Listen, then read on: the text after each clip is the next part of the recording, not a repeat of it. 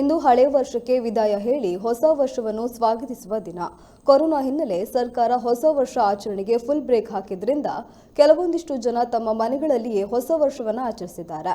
ಆದರೆ ಪೊಲೀಸರಿಗೆ ಮಾತ್ರ ಹೊಸ ವರ್ಷ ಆದರೂ ಕರ್ತವ್ಯದ ನಿಮಿತ್ತ ತಮ್ಮ ಕುಟುಂಬದ ಜೊತೆ ಸಮಯ ಕಳೆಯಲು ಅವಕಾಶವಿಲ್ಲ. ಹೀಗಾಗಿ ಹುಬ್ಬಳ್ಳಿಯಲ್ಲಿ ಚಳಿಯ ಮಧ್ಯೆಯೂ ಕಾರ್ಯನಿರತರಾಗಿದ್ದ ಪೊಲೀಸರು ಜೊತೆಗೂಡಿ ರಸ್ತೆಯಲ್ಲಿಯೇ ಕೇಕ್ ಕತ್ತರಿಸಿ ತಮ್ಮಲ್ಲಿಯೇ ಹೊಸ ವರ್ಷದ ಶುಭಾಶಯಗಳನ್ನು ವಿನಿಮಯ ಮಾಡಿಕೊಂಡಿದ್ದಾರೆ. ತಾವು ಕುಟುಂಬದೊಂದಿಗೆ ಇಲ್ಲವೆಂದರೂ ಸಹೋದ್ಯೋಗಿಗಳೊಂದಿಗೆ ಕುಟುಂಬದಂತೆ ಕಂಡು ಹೊಸ ವರ್ಷದ ಆಚರಣೆಯನ್ನ ಸಂಭ್ರಮಿಸಿದ್ದಾರೆ.